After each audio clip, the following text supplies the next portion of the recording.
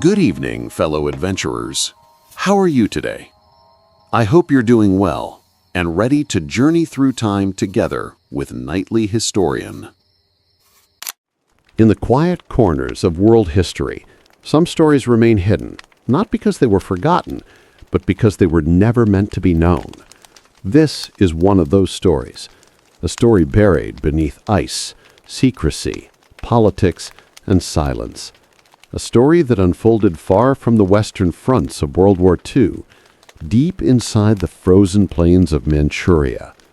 A story about power, ambition, and the dangerous hunger for knowledge without morality.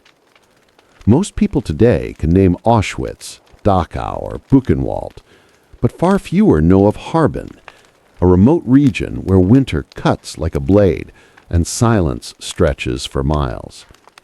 It was here that one of the darkest chapters of the 20th century took shape, hidden behind fences, false walls, and carefully constructed lies.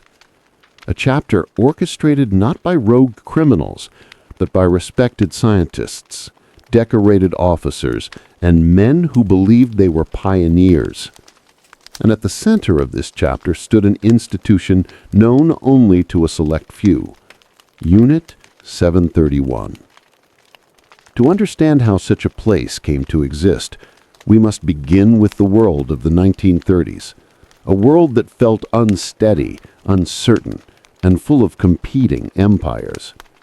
Japan, driven by expansionist ambition, had invaded Manchuria and carved out a puppet state known as Manchukuo. It was a land rich in resources, but isolated enough to become the perfect canvas for projects the world must never see. The men who led Japan at the time imagined themselves as architects of a new Asia. They believed that science, when fused with nationalism, could give them a decisive edge in war. And so they poured resources into laboratories, research centers, and experimental units. Unit 731 was the crown jewel of that vision, a place built not for healing, but for learning how to break the boundaries of life itself. The facility's commander, General Shiro Ishii, was a man of brilliant intellect and dangerous conviction. To some, he appeared charismatic, to others, disturbingly persuasive. But to all who served under him, he was the unquestioned authority, a man who believed that moral limits existed only for those too weak to push past them. Ishii saw himself not as a villain, but as a pioneer. That belief made him one of the most dangerous figures of his time. The construction of Unit 731 began under the cloak of secrecy. Official documents labeled it a water purification facility. Local villagers were told it was part of a public health initiative. Soldiers referred to it simply as the compound. In truth, it was a sprawling complex equipped with laboratories, cell blocks, test chambers, morgues, and incinerators. A city within a city, designed with one purpose, to explore what war could demand when ethics were abandoned. The staff who entered Unit 731 passed through its gates with a sense of silence and gravity. Once inside, they signed oaths of secrecy. Some joined willingly, lured by prestige. Others followed orders, unsure of what they were stepping into. But all of them, whether they intended to or not, became part of something larger than themselves. Unit 731 operated under a brutal paradox. It was a place of intense scientific curiosity, conducted by trained medical professionals. Yet it stood in direct opposition to the very principles they had once sworn to uphold. The men in white coats, once healers, found themselves transformed into instruments of the empire's ambition. The world outside remained unaware. Manchuria was distant, and wartime censorship ensured silence. Maps of the region erased the compound. Military records omitted its existence. Even within the Japanese army, only high-ranking officers understood what truly happened there. But whispers always travel, Rumors spread among villagers who lived near the facility. Strange noises at night, smoke rising from tall chimneys, patrols that grew aggressive when anyone wandered too close. Local residents called it the place where people enter but never leave. A chilling phrase that reflected reality more than they knew. To historians today, Unit 731 stands as one of the most disturbing examples of science used without conscience. But at the time, its architects viewed it as a grand project that would elevate Japan into an unassailable position of power. They envisioned weapons that would reshape the battlefield, strategies that would rewrite the rules of war, and scientific breakthroughs that would ensure victory. The tragedy is that innovation became entangled with inhumanity, and ambition overshadowed morality. As the years passed, Unit 731 grew. It expanded its staffing, its research, and its ambitions. The compound became a machine, efficient, methodical, and increasingly distant from the world's moral compass. Those who worked there learned to numb themselves, convincing their minds that they were working for the empire's future. The deeper they went, the harder it became to turn back. By the early 1940s, Unit 731 had become a central pillar in Japan's wartime strategy.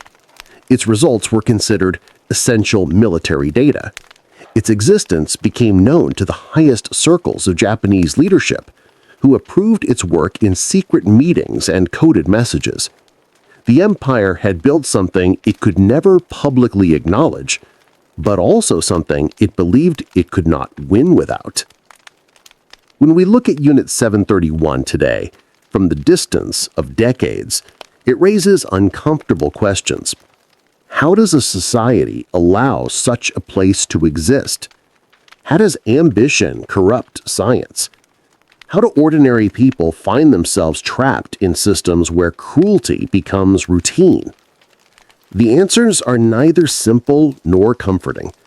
They speak to the nature of war, the fragility of ethics under pressure, and the danger of ideas pursued without restraint. To understand Unit 731 is to confront the darkest potential of human innovation, not in graphic detail, but in moral reflection. It forces us to acknowledge that progress, when separated from humanity, becomes a weapon. And so this story begins, not with blood or violence, but with a quiet premise. A group of highly educated men, given resources, authority, and secrecy, chose to create something the world would not learn about for decades. This is not a story about gore. It is a story about choices and the consequences when those choices shape history. The silence around Unit 731 lasted for years after the war. Documents were burned, witnesses stayed quiet, nations weighed truth against geopolitical advantage. But silence is not eternal. It cracks. It leaks. It leaves behind traces. And through those traces, the truth began to emerge, slowly, painfully, inevitably. The story of Unit 731 is not just a historical event. It is a warning, a reminder that when fear, ambition, and nationalism collide, humanity stands on fragile ground. A reminder that the line between progress and cruelty can vanish in an instant. A reminder that even in the most modern societies, darkness can grow behind closed doors. As we continue this documentary, we will explore that darkness carefully, respectfully, without sensationalism. We will uncover the system that created Unit 731, the secrets it held, and the moral lessons it forces the world to confront today. This is the beginning, a door the world was never meant to open. But now that it has, we must walk through, with clarity, humility, and the understanding that history is not just about what happened, but about what we must never allow to happen again. To understand how Unit 731 became possible, we must travel deeper into the mindset of the empire that created it. Japan in the 1930s was driven by a belief that destiny could be engineered, that the nation was meant to rise, expand, and dominate Asia. This belief did not emerge overnight.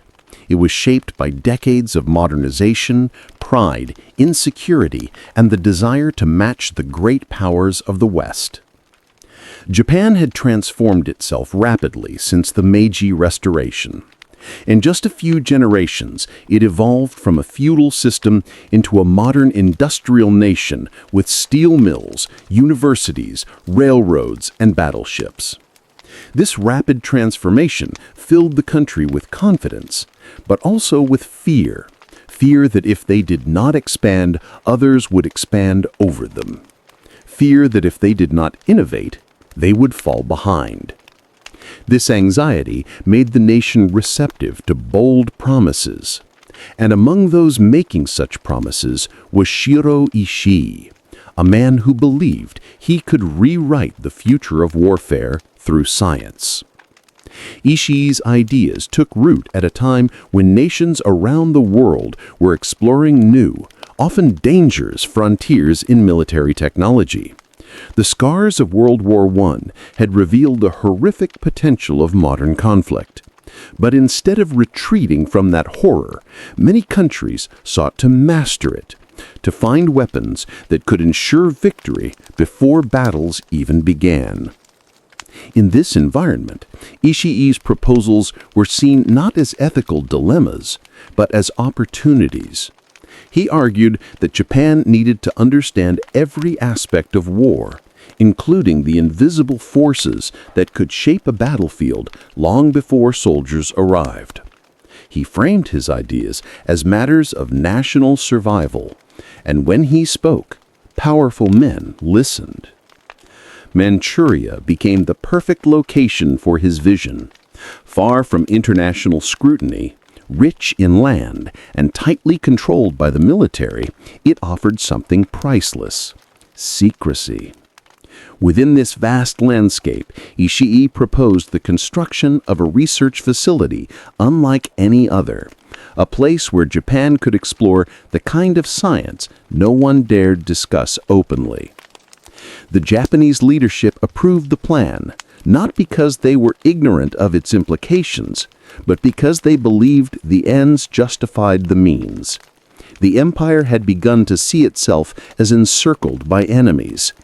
That perceived danger created a moral vacuum, a space where anything could be justified if it promised strategic advantage. And so the machinery behind Unit 731 began to turn. The first step was recruitment. Ishii handpicked individuals he believed were capable of advancing his vision: doctors, biologists, chemists, and engineers. Many were young, educated at prestigious institutions, and eager to make their mark. They saw Unit 731 not as a crime, but as the frontier of scientific achievement. When these recruits arrived in Manchuria, they encountered a harsh landscape. Winters were brutal, with temperatures falling far below freezing. Summers were hot and humid, thick with insects and dense vegetation. The isolation was overwhelming. But that isolation served the facility's purpose. It kept outsiders away and reinforced the secrecy demanded by their mission. The compound itself grew quickly. It included laboratories equipped with advanced instruments, administrative buildings, barracks, and storage facilities. To outsiders, it appeared like a standard military installation, but hidden beneath its surface, both metaphorically and physically, were the darker structures: underground chambers, sealed testing halls, and rooms designed for work that even its own staff avoided discussing. Inside, hierarchy governed everything. Orders came from above, cascading down through ranks of officers, researchers, and technicians. Everyone had a role. Everything was documented. Efficiency was paramount. Silence was mandatory. And over time, the facility developed a culture of detachment, a way of thinking that allowed individuals to perform their duties without confronting the ethical weight of what their actions caused. The secrecy was so tight that even among themselves, staff avoided discussing certain topics. Euphemisms replaced real words. Records were coded. Direct questions were discouraged. This internal censorship served two purposes. It protected the project from leaks and shielded the workers from acknowledging the moral implications of what they were part of. Meanwhile, Manchuria itself became a living backdrop to the facility's hidden operations. Villages stood in the shadow of the compound. Locals noticed increased military patrols, restricted zones, and suspicious activity. Some were displaced. Others simply learned to avoid the area. Whispered warnings passed from house to house, but no one dared speak openly. The Japanese colonial administration treated the region as a laboratory for empire. Laws were enforced harshly. Resistance was punished. Entire communities were rendered powerless under the military's control. In this environment, Unit 731 found not only secrecy, but compliance, a population too afraid to resist and too isolated to be heard. By the early 1940s, the facility had become fully operational. Ishii's ambitions expanded as the war intensified. Japan's leaders sought new ways to gain advantage as fronts opened across the Pacific and Asia. The conventional strategies that once seemed sufficient now felt inadequate. This pressure created even greater demand for the type of research Unit 731 produced. As the project grew, so did the infrastructure designed to support it. Supply chains, transportation routes, satellite facilities, and networks of smaller research units scattered across Manchuria and China. Unit 731 became the center of a sprawling web, coordinating efforts, collecting data, and distributing findings. Inside the compound, routines developed. Staff followed schedules. Reports were filed. Data was analyzed. Decisions were made in quiet conference rooms by officers who never touched the suffering their orders caused. Over time, those within the unit normalized what they witnessed. The extraordinary became ordinary. The unthinkable became routine. This desensitization was one of the greatest tragedies of Unit 731, not only the suffering inflicted on victims, but the moral erosion of those who participated.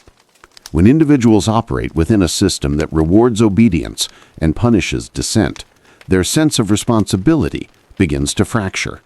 They learn to stop questioning. They learn to adapt. And in that adaptation, humanity can disappear. But the officials who oversaw Unit 731 believed they were serving their nation.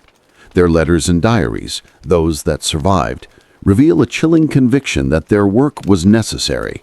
They wrote of progress, of discovery, of duty. These words showed the depth of their delusion, the belief that the value of their research outweighed the cost in lives. Meanwhile, outside the compound, the world burned. Battles raged across China, Southeast Asia, and the Pacific. Entire cities were reduced to ash. Armies fought for islands, mountains, and rivers. Millions of civilians fled violence and hunger. As the war escalated, the demand for strategic advantage grew ever more desperate. In this environment, Unit 731 thrived. Every breakthrough was celebrated. Every new finding was treated as a weapon that could change the war's trajectory. Ishii and his superiors believed they were standing at the edge of a new era of warfare, one that could secure Japan's dominance for generations. But no matter their ambitions, no matter their confidence, the reality outside their sealed laboratories was beginning to shift. The tides of war were turning. Japan was losing ground across the Pacific. Supply lines were collapsing. Morale was breaking. And in the shadows of their grand ambitions, cracks began to form. Yet even as defeat loomed, Unit 731 continued its work with the same cold efficiency. Their obsession with scientific progress did not falter. If anything, it intensified. In the face of impending loss, they clung even harder to the belief that their research could save the empire. But war does not bend to ambition. It destroys illusions. It exposes delusions. It reveals consequences. As Japan's empire began to crumble, Unit 731 faced a reality it had long feared. The world outside would soon come searching for answers, and what they had built in secrecy would not remain hidden forever. As the war expanded across the Pacific, Japan's confidence wavered.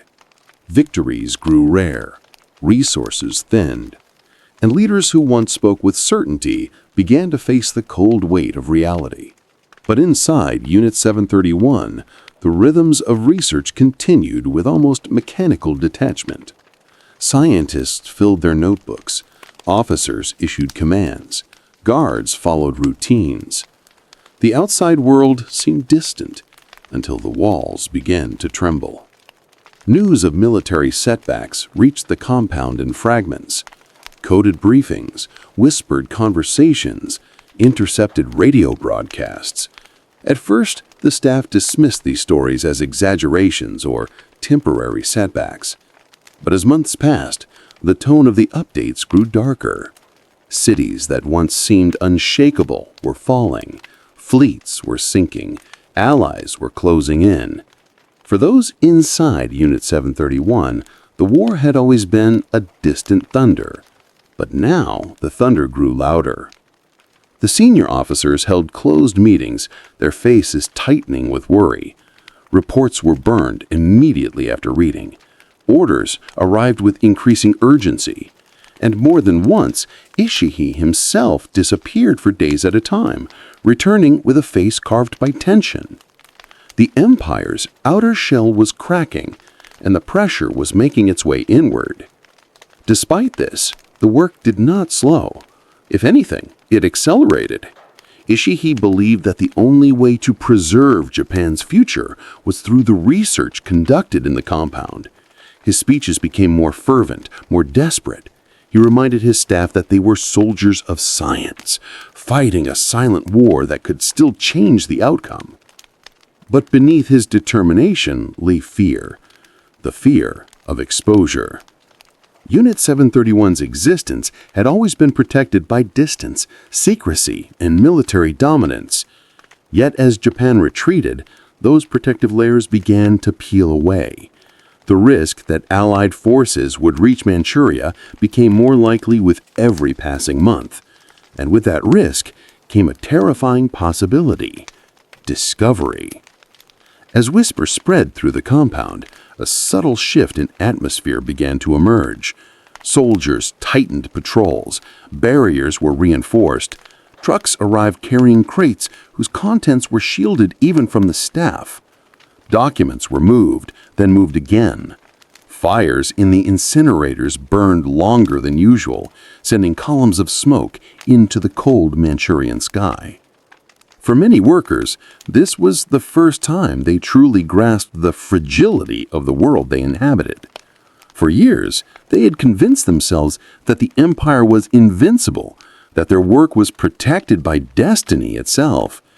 But now, destiny seemed to be slipping through their fingers, and with it, the illusion of safety. Outside the compound, war left its unmistakable mark. Villagers heard distant explosions. Refugees passed through the countryside carrying stories of devastation. Roads once used for supply convoys became choked with evacuees. The empire that had once expanded so boldly now appeared to be collapsing in on itself. Still, the compound persisted. Inside, officers instructed their teams to focus on data consolidation, to organize findings, categorize experiments, and prepare summaries. It was as if they were building a monument to their work, a final archive to justify the years they had dedicated to the project. Some believed these reports would be used to negotiate with superiors. Others whispered that the data might be used as bargaining chips after the war. Few dared to consider that the true purpose was to destroy them. During these months, the moral conflict within some staff members deepened. Questions they had long repressed began to surface. They wondered whether their work had meaning, whether the sacrifices made could ever be justified. Some attempted to suppress these doubts, burying them under routine. Others found themselves awakened to a harsh truth. The war they had believed in was ending, and the future held no place for them. But the most unsettling shift was not in their morale, it was in their leaders' behavior. Reports began arriving from other Japanese-occupied regions describing rapid retreats, abandoned posts, and destroyed records. There was a clear pattern. When defeat loomed, military leadership moved quickly to erase evidence of their actions. This pattern soon extended to Manchuria, reaching the very gates of Unit 731. Meetings among high-ranking officers intensified. Security protocols multiplied. Entire buildings were locked off from standard staff.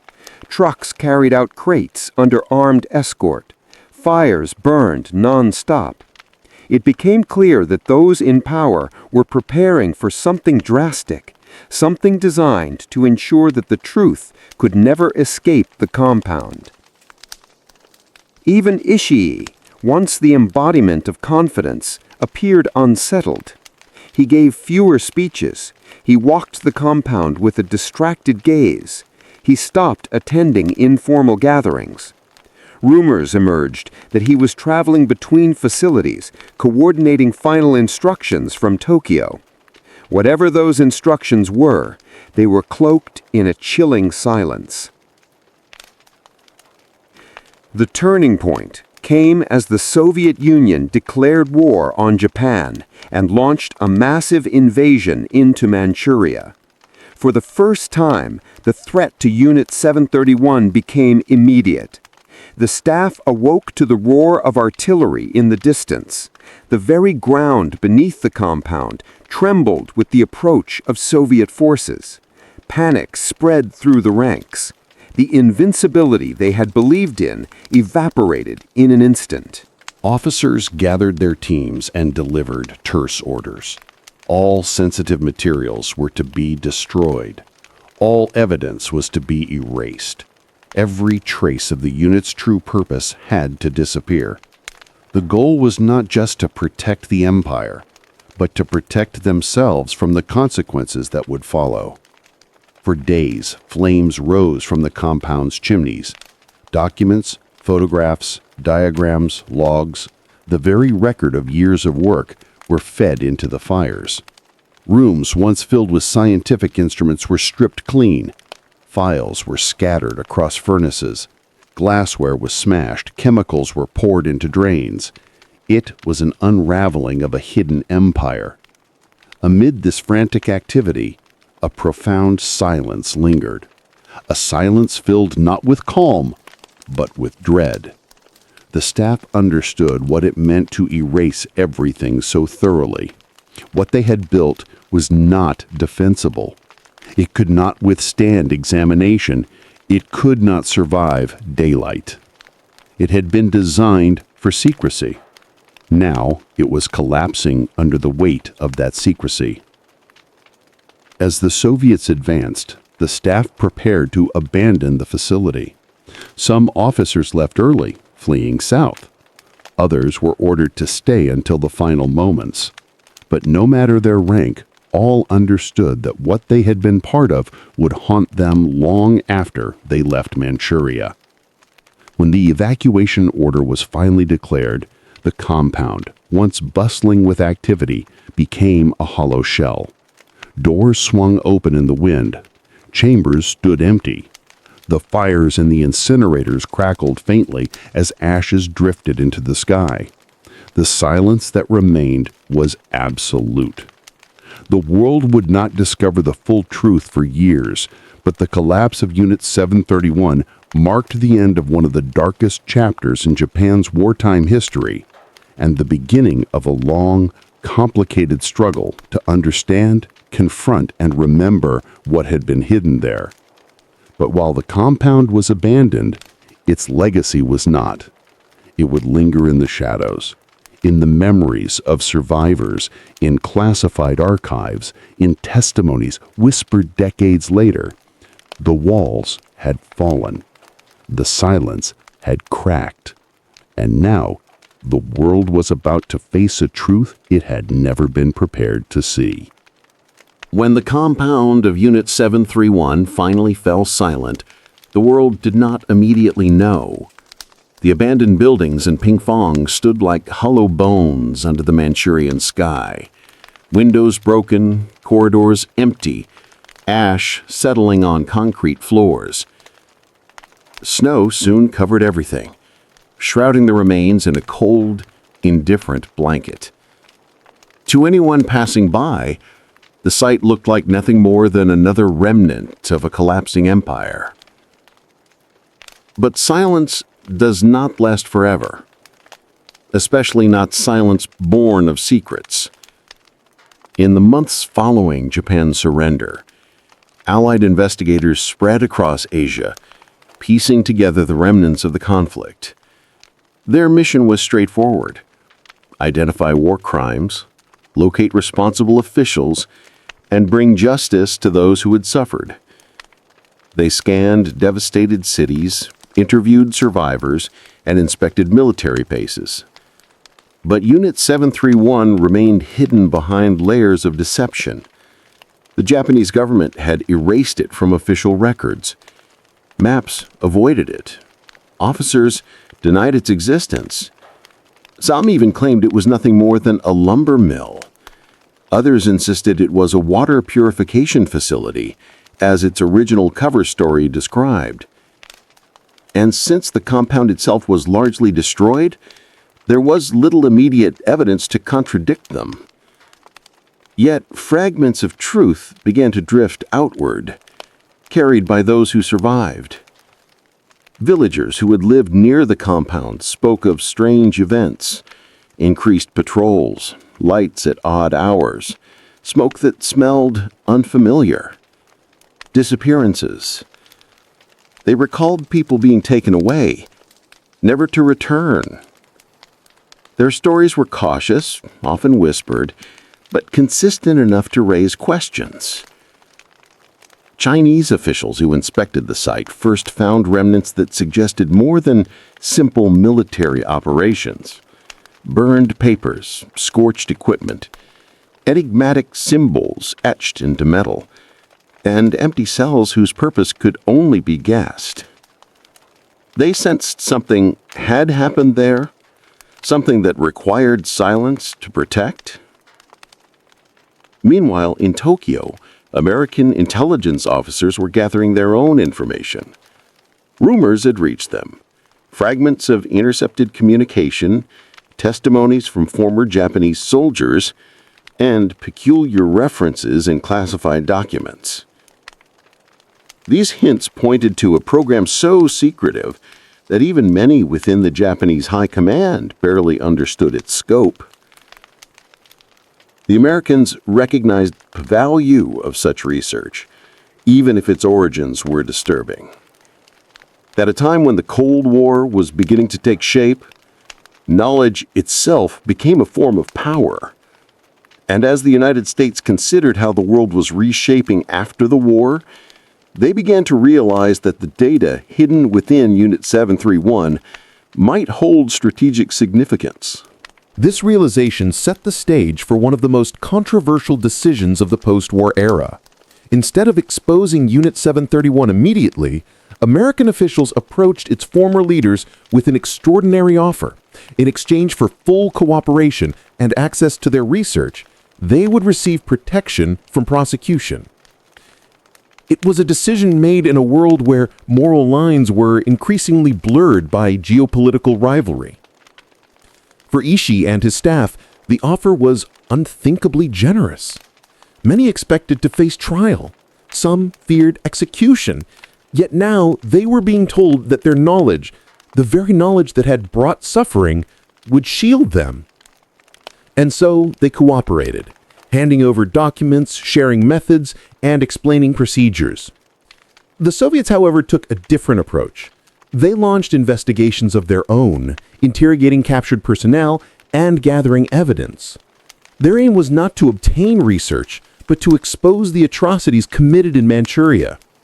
In 1949, they held the Khabarovsk trials, where former Unit 731 members testified to the existence of the program. The trials brought forth chilling details, but outside the Soviet sphere, Western nations largely dismissed them as propaganda. This tension between revelation and secrecy created a fracture in how the world understood Unit 731. The Soviets exposed it, the Americans buried it, and for decades the truth remained suspended between these two realities. In Japan itself, the subject became taboo. The post-war government, shaped by both social shame and political pressure, discouraged discussion. Textbooks omitted references, newspapers remained quiet. Survivors struggled to find platforms where their voices could be heard. Many citizens simply did not know that such a unit had existed at all. In the quiet of post-war reconstruction, people focused on rebuilding. Factories reopened, cities rose from the rubble, life resumed with determination. And among the new optimism, the shadows of Unit 731 lingered, unspoken. But silence carries a heavy weight, especially for those who remember. In the decades that followed, Chinese survivors continued to tell their stories, passing them down through generations. Journalists and historians began to investigate rumors, tracing them back to obscure sources. Archival records surfaced in unexpected places, and slowly, very slowly, the outline of Unit 731 emerged. One of the first breakthroughs came from testimonies of former Japanese soldiers who had served in Manchuria. Some spoke anonymously. Others waited until old age. Their accounts described the secrecy, the isolation, the strange assignments they received. Their words added pieces to a puzzle long buried. Another breakthrough came from declassified documents in the United States. As the Cold War thawed, archives opened.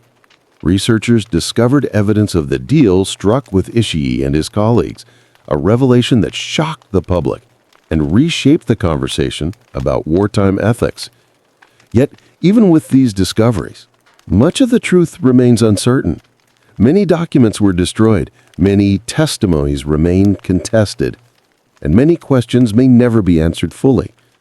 The story of Unit 731 is a patchwork of facts, fragments, memories, and silences, all woven together into a narrative that is difficult, painful, and deeply complex. In the end, the truth emerged not because it was revealed, but because it could not remain buried. Too many pieces slipped through the cracks. Too many witnesses remembered. Too many shadows grew long. As decades passed, historians, activists, survivors, and ordinary citizens worked tirelessly to uncover what had happened. Their efforts transformed Unit 731 from a whispered rumor into an acknowledged part of history, one that demanded not only understanding, but reflection. For if history is to serve any purpose, it must illuminate not only what happened, but why it happened. It must confront the forces that can lead ordinary people to commit extraordinary harm. It must reveal the vulnerabilities within society's governments and institutions. Unit 731 forces us to confront these questions. It challenges the belief that science is inherently moral. It exposes the danger of unchecked power. It reveals the fragility of ethical boundaries under the pressure of nationalism and fear. And above all, it reminds us that even the darkest secrets eventually rise to the surface, not through force, but through the persistence of memory. The world was waking up to a truth it had never expected to find. But the process had only just begun. As the decades passed, the story of Unit 731 transformed from scattered whispers into a movement toward truth. But truth does not emerge cleanly. It comes in fragments, in memories half buried, in testimonies given reluctantly, in documents uncovered by accident or persistence.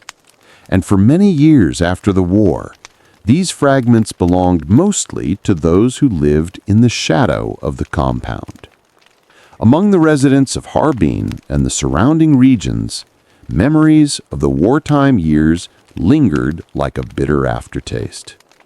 Older villagers spoke of nights when the compound's chimneys burned brighter than usual, of guards who patrolled the countryside with relentless eyes, of sounds that drifted in the wind and left them uneasy.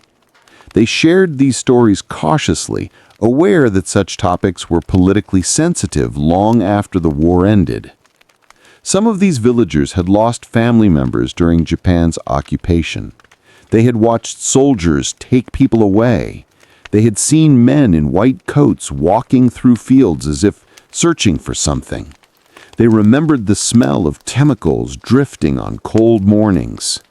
Their stories were emotional, fragmented, sometimes inconsistent. But woven together, they painted a troubling picture. Historians who visited Manchuria in the 1970s and 1980s often described these encounters as haunting. Survivors spoke with quiet intensity, their voices soft, their eyes distant. Many interrupted themselves mid-sentence, pausing to regain composure. Some refused to speak at all, unable to face the memories they carried. But even in their silence, truth found its way out. In Japan, the conversation unfolded differently. The nation had rebuilt itself into a thriving democracy, an economic powerhouse, a country admired for its innovation and culture. The war felt distant. Many preferred to look forward rather than revisit painful chapters of the past. Yet a small number of Japanese citizens, journalists, academics, activists, began to investigate. They scoured archives, interviewed veterans, and published articles that challenged the silence. Their work was often met with skepticism or discomfort. Some faced backlash, but slowly they opened cracks in the wall of denial. One critical shift came from the testimonies of former Unit 731 personnel themselves. Not all spoke. Many remained silent until death, but some, burdened by guilt or driven by a desire to set the record straight, began to share what they had witnessed. Their accounts were careful, often sanitized, but still revealing enough to confirm the rumors that had circulated for years. These testimonies described the structure of the unit, the hierarchy, the secrecy, and the routines. Former staff recalled the indoctrination, how they were taught to see the empire's enemies as less than human, how they were pressured to obey without question, how they were rewarded for compliance. Some admitted that the environment gradually eroded their sense of morality. Others claimed they had no choice. Their words were often conflicted, reflecting a deep internal struggle.